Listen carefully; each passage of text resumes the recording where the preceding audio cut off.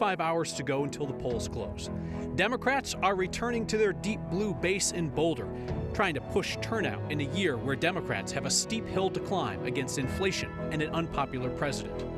A Republican candidate turns to stoking fears of election rigging, and she appears alongside an activist who has suggested her opponent should be killed. We're truth testing one of the most blatantly false claims we've seen this election season, and answering the questions that you've told us are keeping you from turning in your ballots. Let's hit the campaign trail in the closing hours on Next. 25 hours from now, it's all over but the crying, and perhaps the cries will be about election rigging.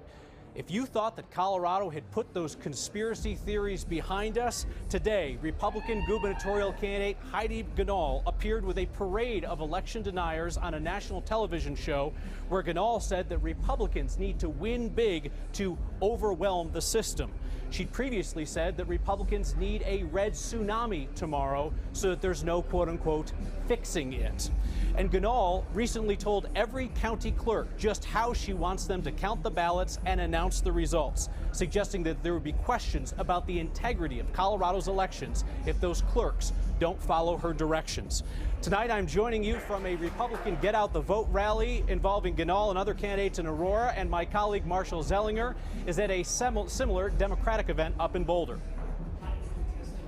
Kyle, the Democrats campaigning for the state's top offices are not raising election rigging fears right now. They're campaigning in a college town in Boulder where they know their vote's probably going to go for them in a Democratic area. Over my shoulder, I think it's Congressman Joe Neguse. You can't see him because it's a skinny bar, and they're crowded in there without a riser because, you know, we're just crashing the party here. But as I say, they're in a place in Boulder where they know this is just preaching to the choir. Marshall, one of the big challenges that Republicans face is how to turn President Biden's unpopularity in this state, despite the fact that he won Colorado, his current unpopularity in polling, how to turn that into a bounce back from Republicans' weakest position in Colorado politics since before World War II. And today, in her closing arguments, gubernatorial candidate Heidi Ganahl is echoing some of her previous claims that Republicans need to win so big tomorrow that Democrats can't fix the election. Ganahl said that to supporters at an event last year, and today she appeared on Steve Bannon's War Room show where she made a similar suggestion that the Republican vote needs to overwhelm the system. We need huge turnout tomorrow to win this. We're very tight in the polls. The media won't say that, but our internal polling shows us very close. So we need everyone to turn out big to overwhelm the system. Obviously, Colorado is where a lot of that... Ganahl appeared on Bannon's show with a whole list of election deniers making similar claims. Immediately following Ganahl's appearance, conspiracy theorist Mike Lindell said that a Republican wave tomorrow was, quote, going to override those algorithms. I gave you my 100% endorsement, and I think... Ganahl also appeared today on a show hosted by Joe Oltmann. He's the far-right political activist who has suggested that Ganahl's opponent, Democratic Governor Jared Polis, should be executed. Oltmann's calls for political violence against his enemies have been widely reported. Oltmann has called for the killing of U.S. senators, various Democrats, and journalists as well. A few weeks ago, the Ganahl campaign actually pulled out of a campaign event when they said that they learned that Oltmann was going to be involved in it. Ganahl is also raising questions at the last minute about how Colorado's votes will be counted. In a letter that her campaign sent to every county clerk in Colorado yesterday, she gave the clerks instructions on how she wants the ballots counted and the results reported. Goes without saying, county clerks do not take their marching orders from Heidi Ganahl or from any other candidate for office. So last night, Ganahl sent this letter to every county clerk in Colorado saying that she wants them to report the number of uncounted ballots remaining when counting shuts down on election night. Ganahl wrote, quote, "Nothing erodes confidence more than scores of unaccounted for ballots showing up in the days after the election." Ganahl acknowledged in this letter that, quote, "Colorado is not a state where that traditionally happens," and that's correct. She's referring to out-of-state conspiracy theories there. but she said that late arriving ballots create questions about the integrity of the process. Gunal also told every county clerk in Colorado that she wants a simultaneous hand count in addition to the machine count of ballots. That's a talking point that we've heard from a number of election deniers, like Mesa County Clerk Tina Peters, who said that there should have been a hand count of the 2020 presidential election, but did not do such a count when she was in charge of the clerk's office in Mesa County. We should mention, Peters just recently endorsed Gunal, said that she had spoken with her recently as well. A Gunal spokesperson said she did not seek Peters' endorsement. Gunal's Democratic opponent, Governor Polis, is scheduled to speak short time from now up in Boulder, where Marshall Zellinger is standing by with a truth test of one of the more blatant deceptions we've seen this election season. Marshall? Kyle, just because 1.3 million people have already voted does not mean you get away with saying whatever you want without it being truth tested. I'll get to that ad in a moment. As you mentioned, we're here in Boulder, a Democratic event. What I've learned from people who go to Congress, like Senator Michael Bennet and Congressman Joe Neguse, there can be some filibustering, because when we started, Joe Neguse was on stage, and he's still on stage, but as you can hear perhaps with the speaker over my shoulder, they're now introducing Governor Jared Polis, as he is, perhaps him and Michael Bennet, the headliners of this event. While that's going on behind me, because we can't dip into that, let's get to that ad. As I mentioned, just because the election is tomorrow doesn't mean we stop truth testing, especially when claims that could be truthful in a way are manipulated into outright lies. Last week, Kyle called a political ad by Republican congressional candidate Barb Kirkmeyer a lie based on a statement she made about fentanyl. Well, the Colorado Republican Party took another swing at that topic and missed. This Colorado Republican Party ad portraying Democratic candidates as pro-fentanyl is anti-truth. Put another way, it's a freshly baked lie. Let's do this spelling bee style. Your word is pro. Can I get the definition, please? Pro means in favor of, supporting. Can you use it in a sentence? Well, the Colorado Republicans tried, but used it incorrectly. Democratic Attorney General Phil Weiser and Democratic 8th Congressional District candidate Yadira Caraveo are not in favor of or supporting fentanyl. As we have extensively covered, state lawmakers in 2019, including some Republicans, voted in favor of lessening the punishment for possession of up to 4 grams of fentanyl. Possession of that amount became a misdemeanor instead of a felony. That's not in favor of or supporting fentanyl. Caraveo in the state legislature was among the bipartisan group who voted to reduce the penalty of fentanyl, and then was part of the bipartisan group that voted this year to increase the penalty for 1 to 4 grams of fentanyl back to a felony, following the spike in fentanyl-related deaths. Weiser, as Attorney General, has no vote, but as I previously reported, his news releases during 2019 were silent during the effort to reduce the penalties. Then this year, he testified at the legislature in favor of increasing the penalties. The Colorado Republican Party could make a truthful claim about 2 Democratic candidates and their efforts to reduce fentanyl punishment in the past, but calling them pro-fentanyl is anti-true. It's a freshly baked lie. As you explained last week, Kyle, the difference between false and a lie is knowingly doing it. The Colorado Republican Party knows it is not true. The Colorado Republican Party knows the context I just provided you. They tried to get one past the goalie right before the election. We're not going to let that happen. Kick save and a beauty by Marshall Zellinger. Marshall, thank you very much. We'll talk again in just a moment. You have just more than 24 hours left to get your ballot in the hands of election workers. Nothing in the mail at this point. It needs to go into a drop box, or you need to vote in person. If you're still holding on to your ballot because of some nagging question you have about a candidate's stance on an issue, or how a ballot measure would affect change in your city, town, or state, our next voter concierge service is back. We do this every election year. It's a 24-hour service. If you have a question that is keeping you from voting, email our team. next@9news.com is the email address. Our team will work diligently tonight to get you factual information as soon as possible. But here's the deal. If we answer your question, you have to promise, you have to pinky swear that you are going to vote. That's the deal. We'll answer your question, do it in a hurry, if you promise to vote. Right now, as it stands, Colorado's voter turnout in this midterm election is lagging behind the 2018 midterm turnout in Colorado. And that's interesting, because that's not what we're seeing in other states. Take a look at what's going on in Georgia, what's happening in Wisconsin, what's happening in Nevada and Washington, and it's the opposite story, especially Georgia. Voting totals there are nearing the turnout in the 2020 presidential election. You never see that, a midterm at presidential turnout levels.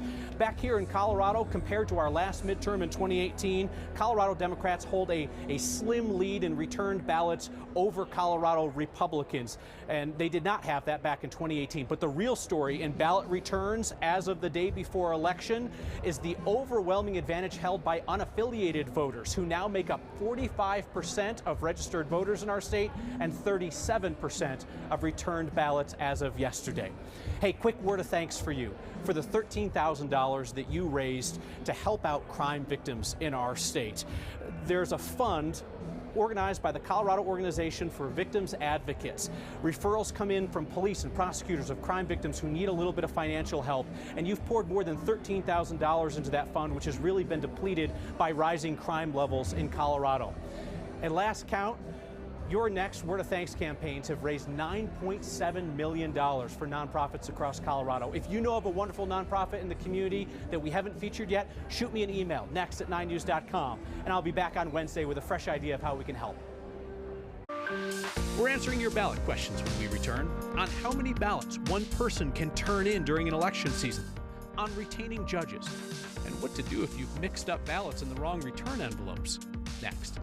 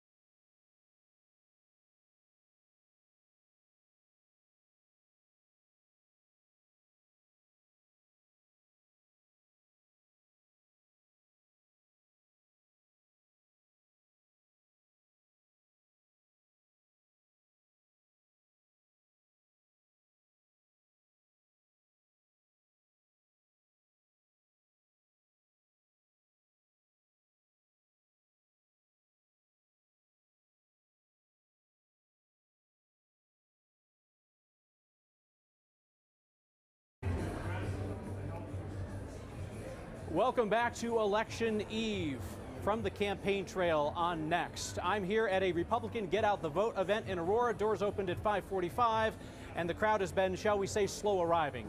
currently numbers in the dozens, but they were just blasting some Randy Houser, and he's my guy. Marshall Zellinger is up in Boulder County, where I'm not sure what kind of music the Democrats are playing, but we're still waiting for the governor to arrive at that event. Marshall and I have made our traditional election eve pledge to you. If you're still holding on to that ballot because you have some question that we have not answered for you, email us next@9news.com, and our team one-to-one will answer your question if you promise to get your ballot in by tomorrow. I want to go through a couple of questions that have come in right now. Next viewer named Michael wondered about Colorado's law which allows somebody to return up to 10 ballots. You'll hear Democrats criticize that, or Republicans criticize it rather, as ballot harvesting.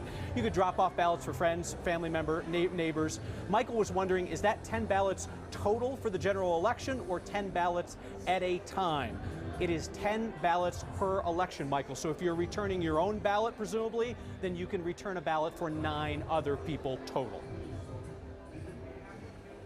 No music being played here, Kyle. Raynette wants to know where she can go to find out information about the judges on her ballot, which is, by the way, if you haven't opened your ballot yet, you're going to be surprised when you see a lot of judges that you don't know how to vote for on your ballot. So it's a great question from Raynette. The State Commission on Judicial Performance is in charge of reviewing how each judge is doing the job. You can find their reviews on judicialperformance.colorado.gov. A question came in from Mary Ellen. She says there are 4 voters in her household, and stuff kind of got scrambled up on the kitchen counter because she thinks that somebody signed somebody else's voter envelope, like filled out the ballot but then put it in somebody else's envelope, and she's wondering what happens at this point. Mary Ellen, you didn't say if you had mailed in the ballots or not. If you have sent them in already, there's a good chance your county clerk will ask you to cure the signature issue, fix the signature issue. If you haven't voted the ballots yet, if you haven't sent them in, you can get fresh ballots by contacting your county clerk. Based on the complexity of your situation, I'm going to suggest you reach out to your county clerk first thing in the morning and ask what to do. Keep those questions coming. As world leaders figure out how much of the cost of fighting climate change should fall to the U.S., experts at CU Boulder tell us who's really paying the bills. Next.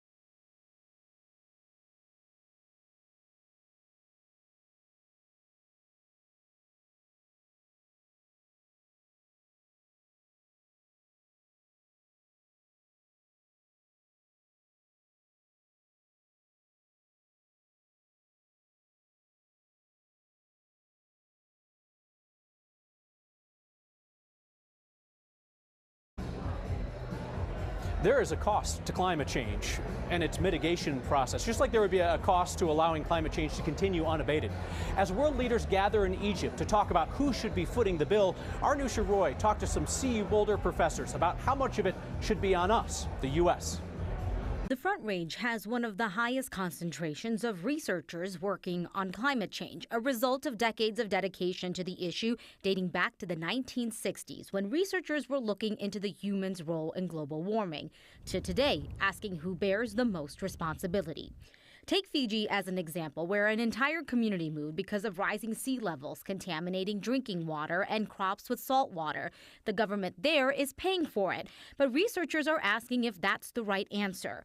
When it comes to global responsibility, the popular answer is countries emitting the most carbon today: China, U.S., the European Union, and India. So the United States has more than 20% of the global total cumulative emissions, compared to China, of course, is now the biggest annual emitter, but only 11% cumulatively. This is where CU Boulder professors say accumulation in history needs to be accounted for.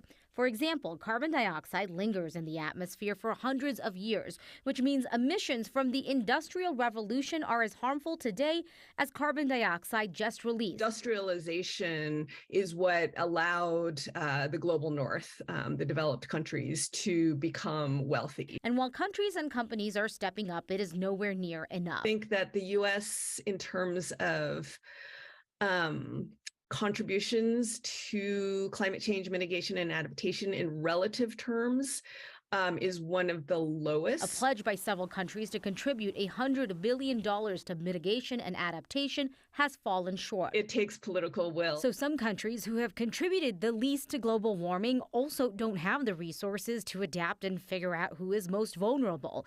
That's where researchers like the professors we just heard from play a role in both understanding climate change impacts at home. Transportation is a large part of our contributions to climate change. And internationally, which is why you can find local researchers working in the polar regions to the tropics, and of course here in Colorado. For Next, I'm Anusha Roy. Back at the Republican Get Out the Vote rally, looks like zero chance that Heidi Ganahl is going to speak by 6:30. Same goes for Governor Polis up in Boulder, so we'll hear from them at 9 and 10. When we return, Marshall and I share what we're watching tomorrow night.